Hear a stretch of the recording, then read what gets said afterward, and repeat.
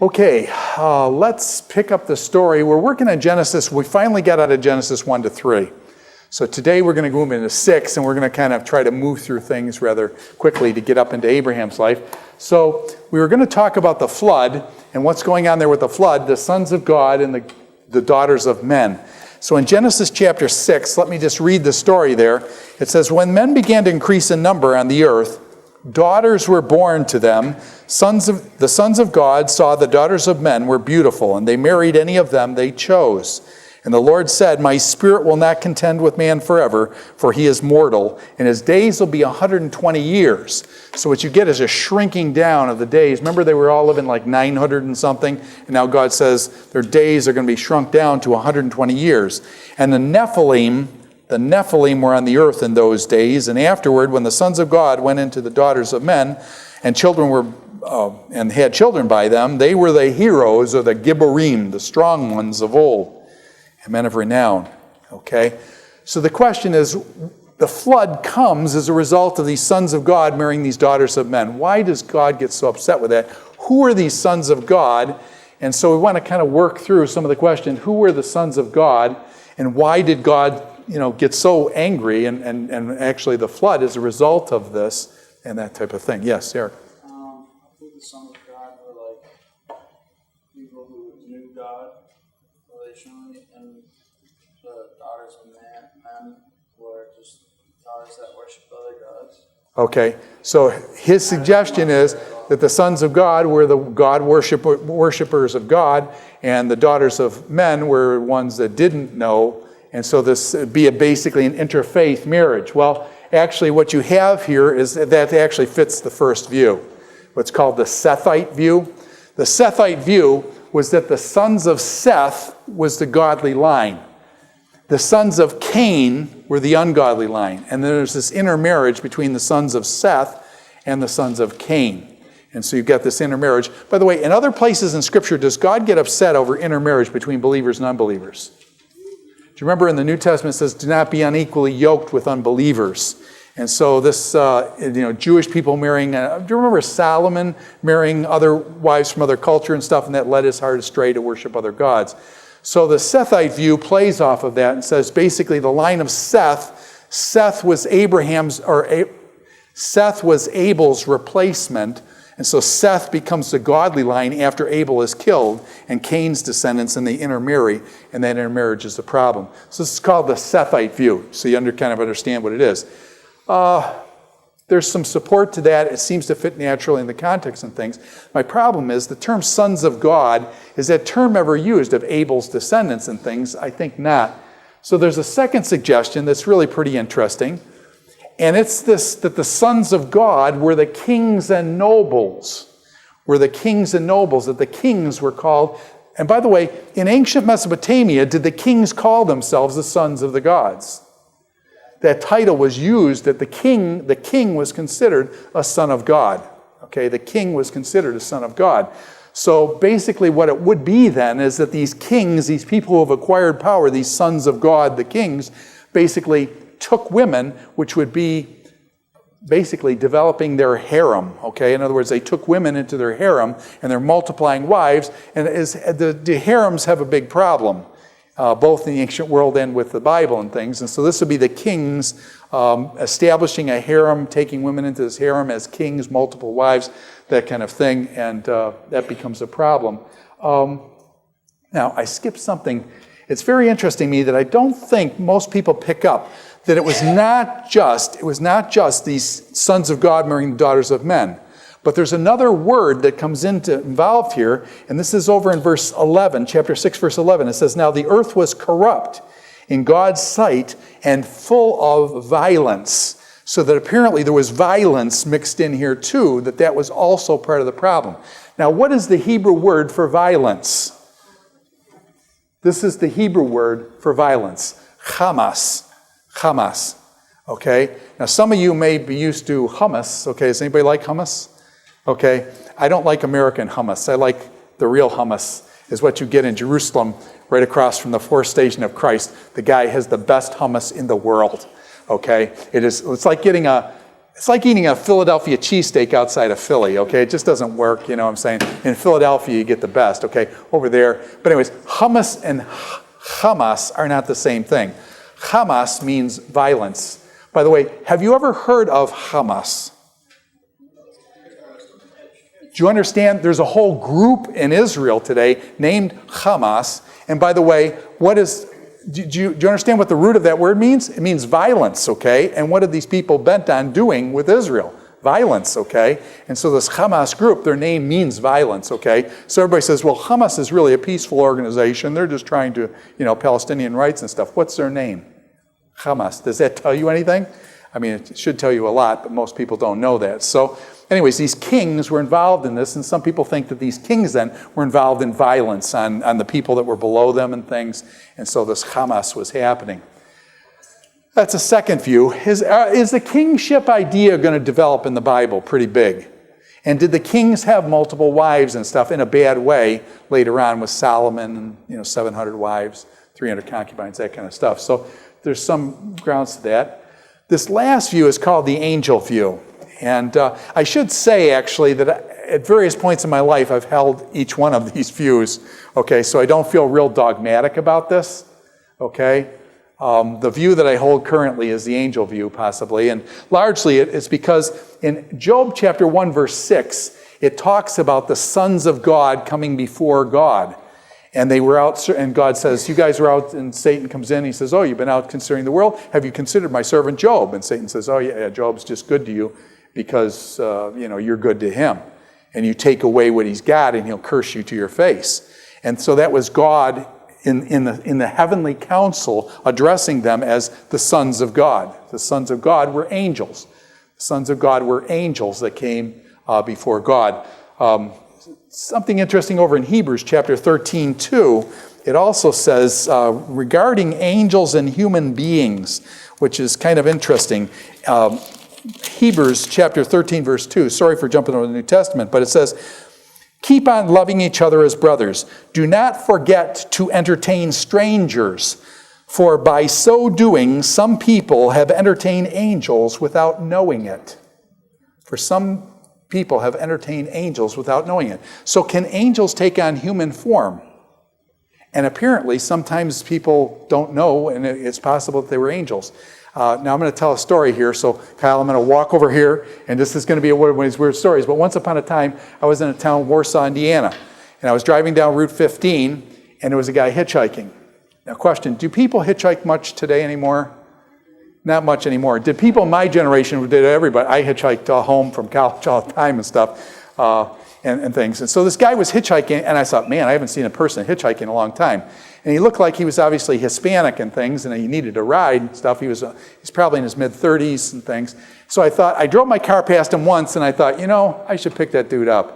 Now, question, do I have a problem there? Because my wife always freaks out when I do this kind of stuff. But I said, hey, it's just me. I got my kids or my wife in the car. It's just me and him and stuff. So anyways, so I was coming back the other way, and I said, I'm going to pick him up. So I picked the guy up. So we rode, and he told me he was basically, he actually got drunk or something. He was in his bed in his house, and the police came and yanked him out of his bed and hauled him down to the jail, and actually got tried then for drunkenness. But he said, I wasn't out drinking and driving. He says, I don't have a car, obviously. It's basically, they came in my house and got me and pulled me down here, and so he tells me his tale of woe and stuff. So we drive, and then I thought, it would just take me 5 minutes. I could drive him over to the other Route 13, and then he'd have a clear shot to Syracuse where he's going and stuff. So I drove the guy over there and things like that, and this is no joke. And you say, this is pretty weird.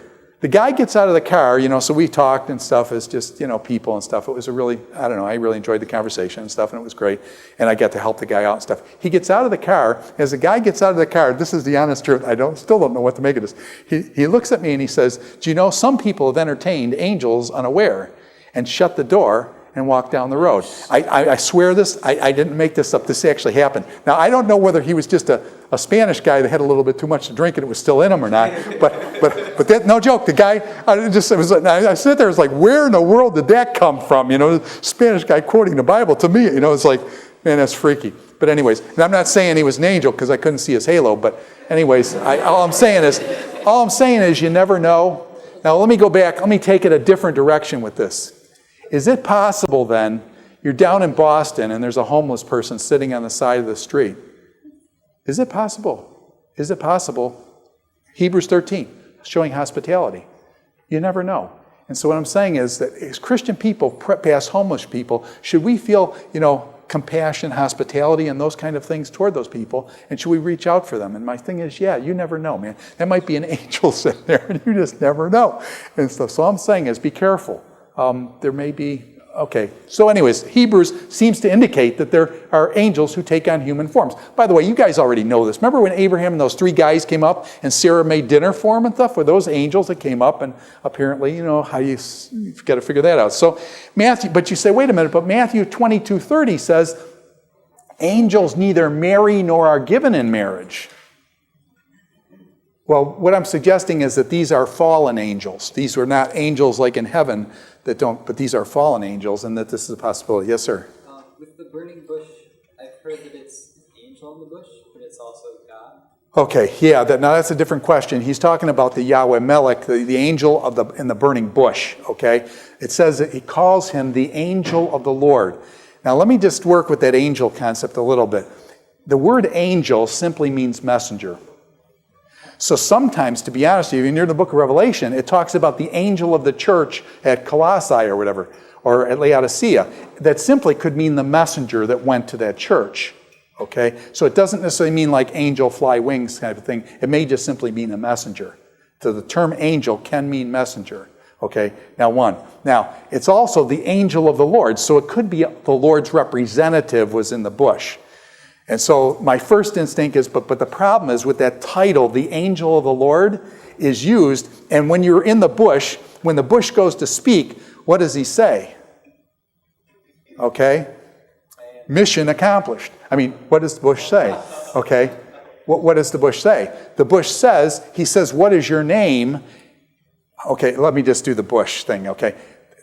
So Moses comes up to the burning bush, and he says, what is your name? And do you remember just before that, the bush said, take off your shoes. Because why? You're standing on holy ground. Question, does an angel come up and say, hey, I'm here, take off your shoes, you're on holy ground? Do you worship an angel? By the way, in Daniel and the book of Revelation, a guy drops down and starts worshiping. This angel's like, awesome. The guy bowing down to this angel. What is the angel? First thing the angel says, get up, don't do it. I'm not. Question, burning bush, take off your shoes, take off your shoes. Question, is this the regular run-of-the-mill angel? This is not. And then when he asks him his name, he says, Yihye v'Yihye, I am that I am.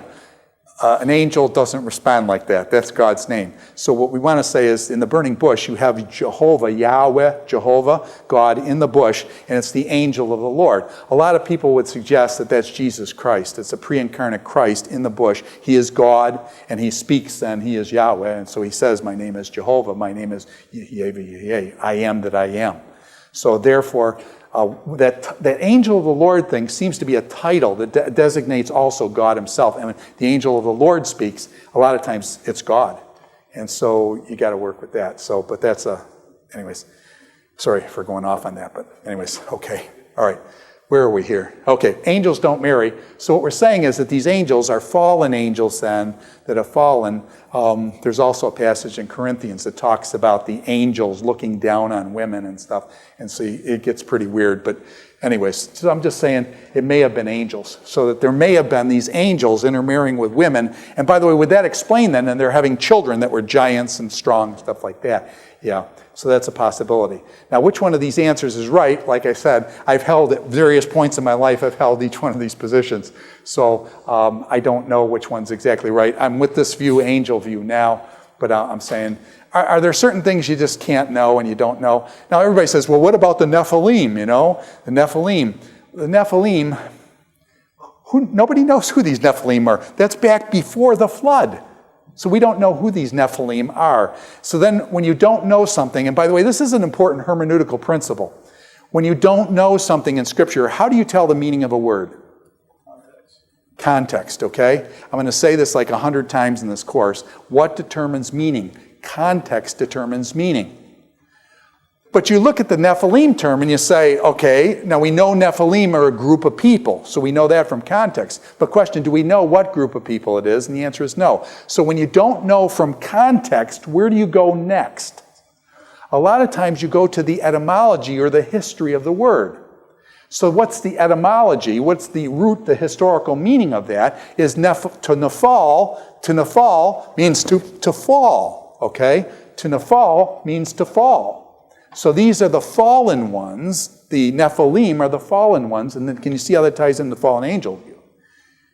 What's the problem with depending on etymology for meaning?